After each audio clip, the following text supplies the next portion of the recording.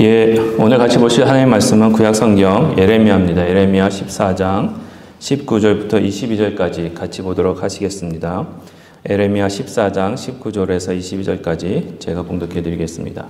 주께서 유다를 온전히 버리시나이까? 주의 심령이 시온을 싫어하시나이까?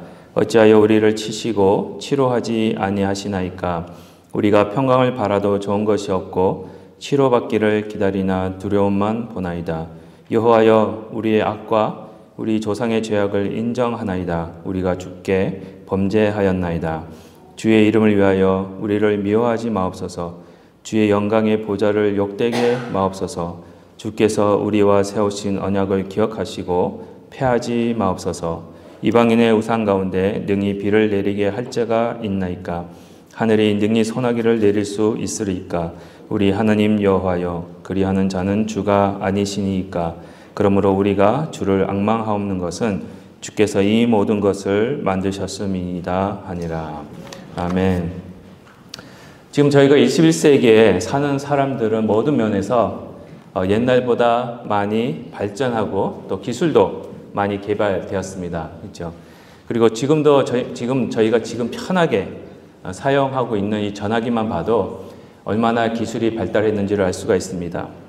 이 조그만한 이 전화기 안에 여러분들이 원하시면은 유튜브로, 그렇죠? 모든 거 설교도 보시고 영화도 보시고 그 다음에 이제 카톡으로 화상통화도 하시고, 그렇죠? 한 20년 전만 해도 상상도 못했던 일입니다. 그렇죠? 영화에서나 보면은 그런 일들이 일어나는 일이었습니다. 근데 너무 기술이 많이 발달했습니다. 그렇죠? 하지만 옛날이나 지금이나 아무리 인간들이요 이렇게 기술이 뛰어나고 훌륭한 그런 기술이 있다 해도 못하는 것이 아직 있습니다. 많지만 그 중에 하나가 아직도 날씨를 조정할 수가 없습니다. 그렇죠? 가만히 한번 생각해 보십시오. 특별히 비를 오게 하고 또 오지 않게 하는 기술 있습니까? 없습니까? 없습니다. 그렇죠? 또한 비의 양, 그렇죠? 비의 양, 수량을 조절할 수 있는 기술도 없습니다. 만약에 저희들에게 이 비의 양을 조절할 수 있는 기술이 있다 하면은 지금 홍수나 가뭄이 이 땅에서 사라질 수 있다는 거예요. 그렇죠? 그렇지만 비의 양을 조절하는 기술이 아직까지 없어서 아직도 이 땅에는 홍수가 또 가뭄이 존재하고 있습니다. 오늘 본문 말씀을 가만히 보시면요. 예레미야서 14장은 하나님께서 이스라엘 백성들의 죄 때문에 그 결과로 그들에게 가뭄을 주시고 흉년이 들게 하시고 먹을 것이 없게 하시는 모습을 보여주고 계십니다. 지금 현재도요, 농사 지을 때 이 비가 굉장히 이제 중요하고 필요합니다. 그렇죠? 그러나 옛날 그 지중해 지역에 살았던 이스라엘 사람들에게는요, 이 비가 생명줄이었습니다. 이스라엘 나라를 포함해서 이 옛날에 이 지중해 지역의 나라들은요, 여름 동안에는 비가 하나도 안 옵니다. 그리고 가을이 시작할 때쯤에 비가 내리기 시작합니다. 비가 오기 시작할 때에, 첫 비가 오기 시작할 때에 그때 이 사람들이 농사를 짓기 시작합니다. 하지만요, 만약에 이 가을에 와야 할 비가 오지 않으면요, 그 해 농사는 완전히 망치게 되는 것입니다. 그런 지역에서 이스라엘의 죄의 결과로 인해서 하나님께서 그들에게 비를 허락하지 않으시고 가뭄을 주시고 흉년이 들게 하시는 그런 모습을 통해서 괴로워하는 이스라엘 백성들이 하나님 앞에서 그들의 죄를 자백하고 고백하는, 회개하는 모습이 오늘 저희들이 읽은 본문 말씀의 내용입니다. 이스라엘 백성들이 경험했던 이 죄의 결과, 그렇죠? 죄의 심판, 그 죄의 심판이 어떤 모습이었는지, 그리고 지금도 저희들의 죄의 결과가 어떤 모습으로 저에게 다가오고 있는지, 그 죄의 결과를 하나님께서 어떻게 또 해결하고 계시는지, 그렇죠? 그런 모든 것들을 한번 살펴보면서 함께 은혜를 나눴으면 좋겠습니다. 첫 번째입니다. 첫 번째 죄의 결과부터 살펴보도록 하겠습니다. 첫 번째 죄의 결과는요, 가뭄입니다. 가뭄으로 인해서요, 죄를 지어 타락한 이스라엘 백성들에게 하나님께서 물이 없게 하셨습니다. 물이 없어서 목마름으로 인해서 주어지는 고통이 얼마나 힘든지 그들에게 경험하게 하시고 또 여러분들도 얼마나 힘든지 아시잖아요. 그렇죠? 물이 없으면은. 오늘 읽은 본문 말씀에 있는, 그렇죠? 읽지는 않았지만 오늘 14장 안에 있는 그 첫 번째 시작하는 예레미야 14장 1절을 보시면은요, 이런 말씀이 있습니다. 가뭄에 대하여, 그렇죠? 14장이 가뭄에 대해서 시작합니다. 예레미야에게 임한 여호와의 말씀이라. 예레미야 14장 말씀이요, 이 가뭄으로 인해서 일어난 일들에 대해서 말씀하고 계심을 알 수 있습니다. 이런 가뭄이 일어나게 된 원인이 바로 이 앞장 예레미야 13장, 특별히 예레미야 13장 27절에서 보시면요, 이스라엘의 죄 때문임을 확실하게 보여주고 있습니다.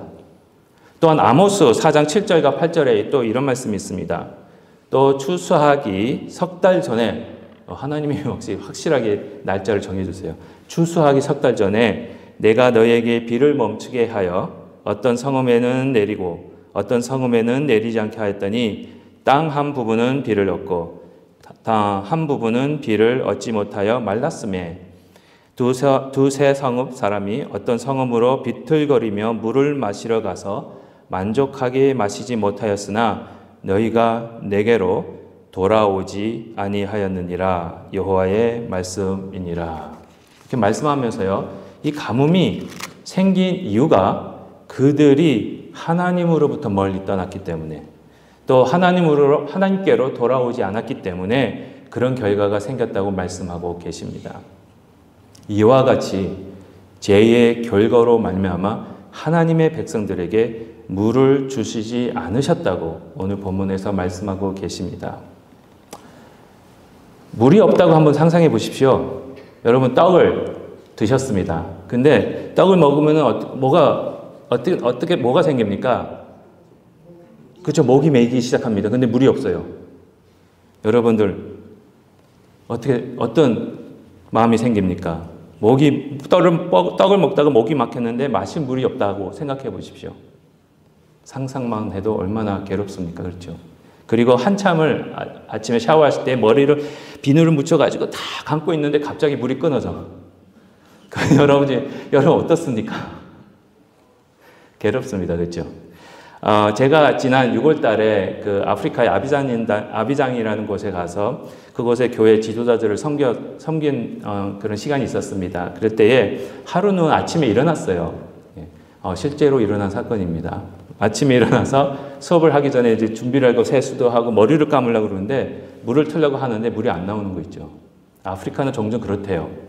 그래서 당황을 하는데 지금 수업 들어가야 되는데 했는데, 그래서 선교사님한테 연락을 했더니 선교사님이 플라스틱 병, 먹는 물 있죠. 그걸 갖다 주시면서 이걸로 세수하시고 이걸로 머리 감으세요 그러시더라고요. 그래서 제가 어떻게 했는지 압니까? 여기 한 손으로 받아가지고 이렇게 하고 머리 감고 세수하고 그랬습니다. 조금씩 그것도 아껴가면서. 물이 귀하니까, 있죠. 이와 같이 물이 없으면 얼마나 불편합니까? 그렇죠? 지금도 저희들도 그렇습니다. 아직 저희들은 죄인들입니다. 물론 예수님을 믿는 믿음으로 말미암아 구원을 받았습니다. 그러나 여전히 죄인입니다. 그래서 매일매일 저희들이 예수님이 주시는 생명수를 마시고 그 물로 인해서 저희들을 씻는 그런 은혜가 필요하다고 말씀하고 계시는 겁니다. 그런데 예수님을 잊어버리면요, 바로 이 생명수가, 이 물이 없어지게 됩니다. 그 이유가 뭐냐면은 오늘 예레미야서 2장 13절에 또 나와 있습니다. 예레미야서 2장 13절 말씀이 이렇습니다. 내 백성이 두 가지 악을 행하였나니 곧 그들이 생명의 근원되는 나를, 하나님을 버린 것과 스스로 웅덩이를 판 것인데 그것은 그물을 가두지 못할 터진 웅덩이들이니라 라고 말씀을 하시면서 하나님이 생수의 근원이시기에 하나님을 버리면 곧 생수를 버리는 것이라고 하셨습니다. 또한 터진 웅덩이에 물을 채우려고 하는데 이 터진 웅덩이가 뭐냐? 현대의 말로 뭐겠습니까? 감사합니다. 밑 빠진 독에 물을 채우는 거라고 말씀하고 계시는 겁니다. 그 유대인들이랑 저희가 개념이 좀 문화가 비슷한 것 같아요. 특별히 신약에서는요, 요한복음 6장과 7장에서 예수님이 바로 여러분들의 생수라고 말씀하고 계십니다.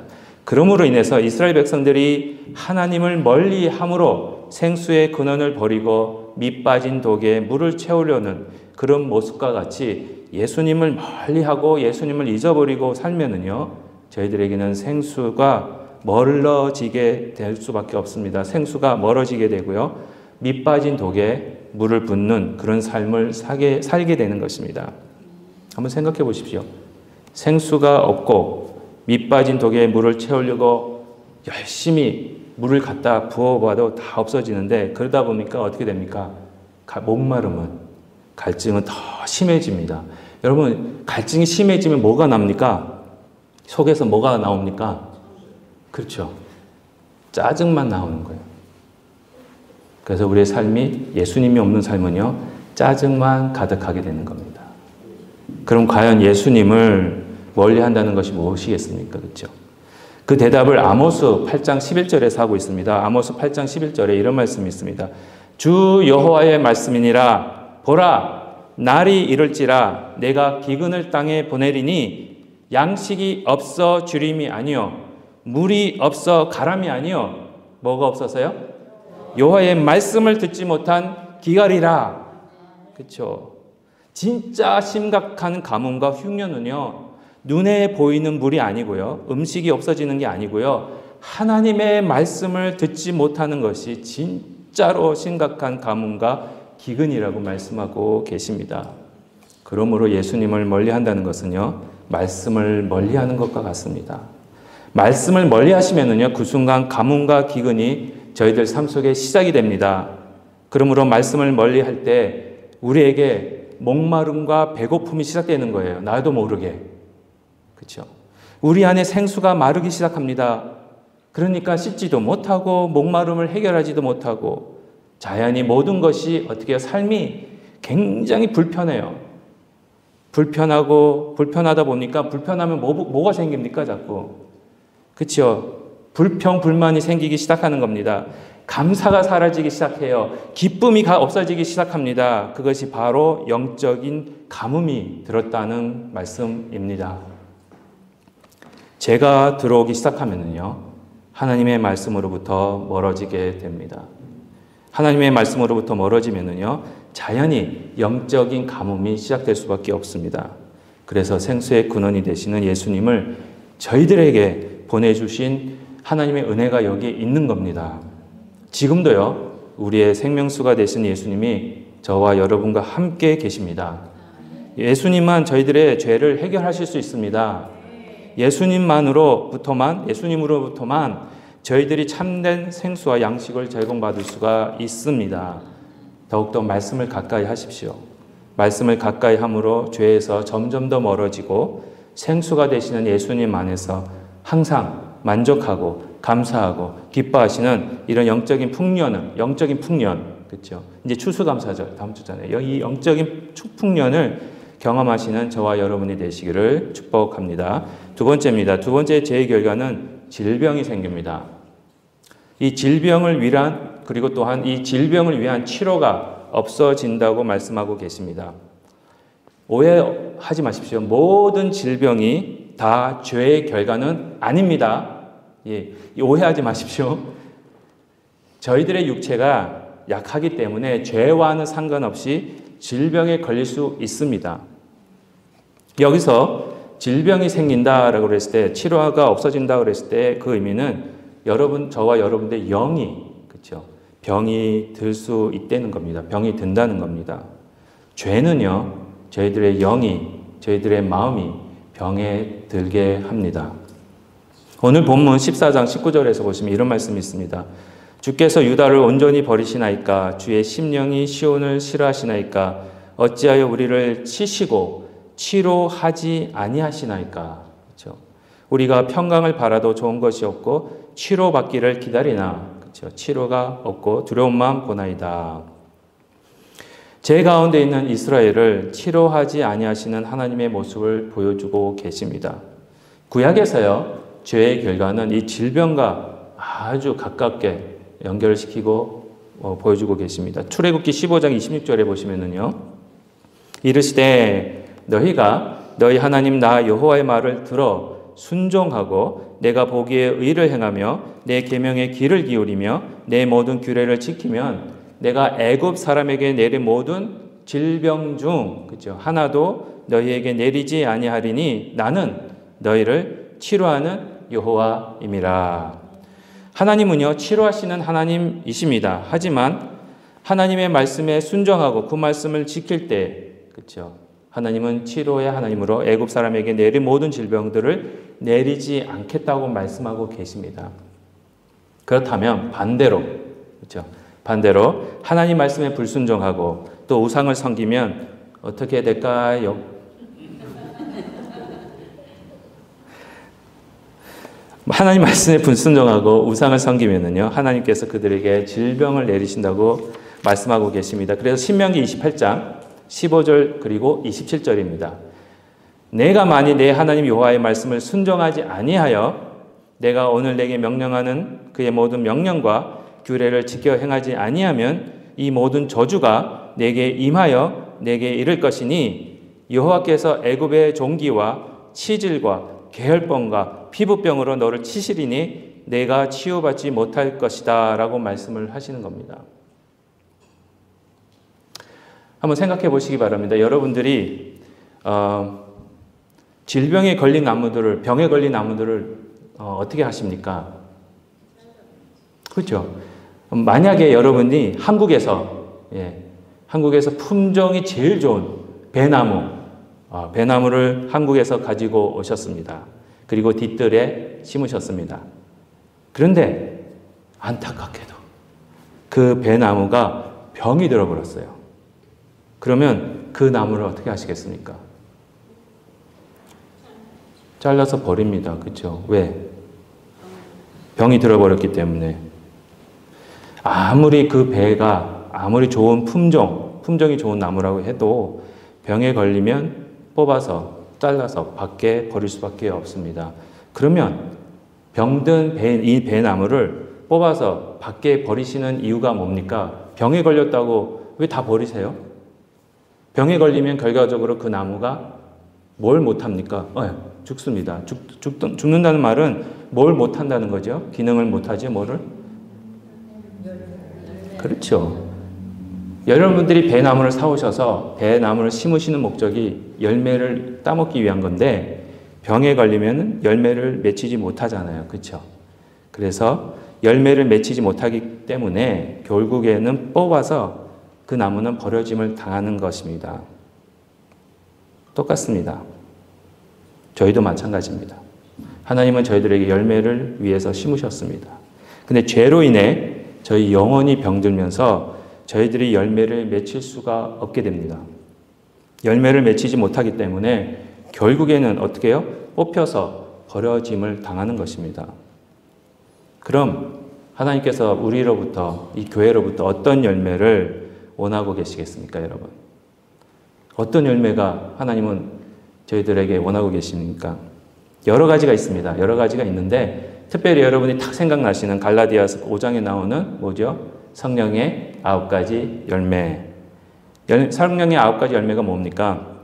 사랑, 희락, 화평, 오래 참음, 자비, 양선, 충성, 온유, 절제입니다.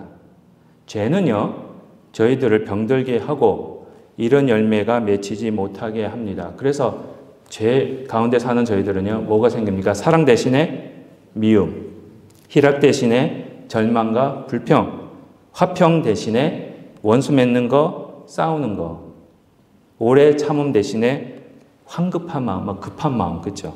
자비 대신에 원수 갚고 복수하는 거, 양선 대신에 악한 거, 충성 대신에 배반하는 거, 온유 대신에 사납고 난폭한 거, 절제 대신에 방종하는 모습이 나오게 하는 것입니다. 한번 살펴보십시오. 어떤 열매를 맺고 계십니까? 그러나 이런 질병을 치료할 방법이 있습니다. 이게 복음입니다. 요한계시록 22장 1절과 2절에서 이런 말씀이 있습니다. 또 그가 수정같이 맑은 생명수의 강을 내게 보이니 하나님과 및 어린 양의 보좌로부터 나와서 그렇죠. 길 가운데로 흐르더라. 강 좌우에 생명나무가 있어 12가지 열매를 맺되 달마다 그 열매를 맺고 그 나무 잎사귀들은 만국을 뭐죠? 치료하기 위하여 있더라. 하나님과 어린 양, 즉 예수님으로부터 나오는 이 치료의 생수가 주어질 때 이 치료가 되어지면서 첫 번째로는요, 저희들에게 열매를 맺게 하십니다. 그리고 두 번째로는요, 그 잎사귀로 통해서 만국을 치료하게 하시는 그런 치료제가 되게 하신다는 겁니다. 예수님만이 저와 여러분들을 치료하시고 이 성령의 열매를 맺게 하실 수 있습니다. 우리의 생수가 되시는 예수님을 영접하고 그분과 함께 동행할 때에 요한복음 7장 38절과 39절에서 이렇게 말씀하십니다. 나를 믿는 자는 성경의 이름과 같이 그 배에서 생수의 강이 흘러나오리라 하시니 이는 그를 믿는 자들이 받을 성령을 가리켜 말씀하신 것이라. 예수께서 아직 영광을 받지 아니하셨으므로 성령이 아직 그들에게 계시지 아니하시더라. 우리 안에서 생수의 강, 즉 성령이 넘쳐 흘러나오는 존재가 되게 하신다는 겁니다. 나로부터 이 치료하시는 이 성령님의 역사가 흘러나올 때마다 나만, 여러분들만 치료받고 열매 맺는 것이 아니라 우리 옆에 계시는 이웃들에게까지도 그 치료와 열매 맺게 하는 그 성령님의 역사가 이렇게 전파되어진다는 겁니다. 비록 저희가 한때는 죄의 결과로 병에 걸려 있었습니다. 그러나 예수님 안에서 예수님을 믿는 믿음으로 말미암아 치료되어진 자들입니다. 더 이상 이 질병으로 다시 돌아갈 필요가 없습니다. 돌아가지 마십시오.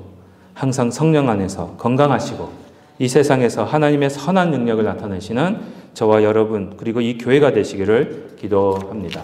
세 번째입니다. 마지막입니다. 세 번째 제일 결과는 평화가 없어집니다. 오늘 본문 19절에 보시면 주께서 유다를 온전히 버리시나이까 주의 심령이 시온을 싫어하시나이까 어찌하여 우리를 치시고 치료하지 아니하시나이까 우리가 평강을 바라도 좋은 것이 없고 치료받기를 기다리나 두려움만 보나이다. 이렇게 말씀하시면서요. 저와 여러분에게 평강을 바라도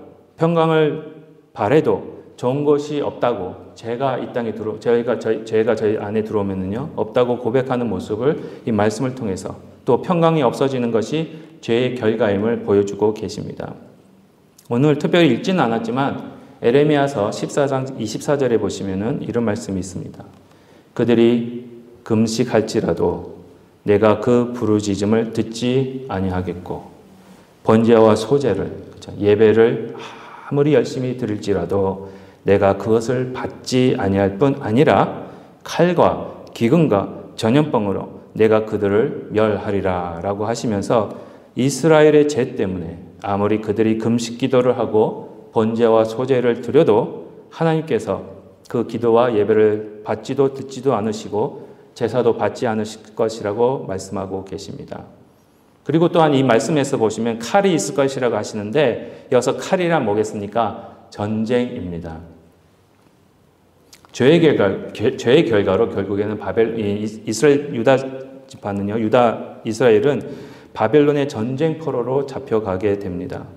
전쟁이 진행되는 동안은 그들에게는 참된 평강과 평화가 없어지게 되는 그런 모습을 잘 알고 있습니다. 저희 삶도 비슷합니다, 여러분. 죄로 인해 우리 삶 속에서 평화가 사라지게 됩니다. 죄가 있으면요, 평화가 사라지는 것은 당연합니다. 죄로 인해 하나님과의 관계가 끊어졌기 때문에 그렇습니다. 하나님과의 관계가 끊어지면 다른 사람들과의 관계도 자연히 끊어질 수밖에 없습니다. 그러면 평화가 없어지는 거예요. 그 대표적인 예가 누군지 아십니까? 아담과 하와입니다. 저는 얘를 성경에서 찾습니다. 여기서 안 찾습니다. 너무 대표적인 예가 아담과 하와입니다. 그렇죠? 창세기 2장 보시면 아담이 아직 죄를 짓기 전에, 그렇죠? 죄를 짓기 전에는 하나님과 항상 동행하는 삶을 살았습니다. 그리고 그가 그 아내 하와를 처음 보았을 때 뭐라고 말합니까? 이는 그렇죠. 살 중에 살, 뼈 중에 뼈다. 뼈 중에 뼈, 살 중에 살이다. 이렇게 고백하면서 이 고백이 뭐냐? 너무 사랑스러운 거예요. 하나가 된 모습을 보여주고 있습니다. 하지만 아담과 하와가 먹지 말라는 이 선악과를 딱 먹고 나서 타락한 이후로 제일 먼저 나타난 결과로 한 것이 뭔지 아십니까? 네?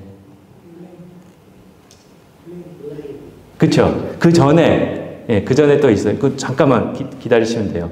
블레임 하기 전에 딱 뭐냐면 하나님으로부터 숨어버립니다. 하나님이 오시는 거 아니까 숨어버려요.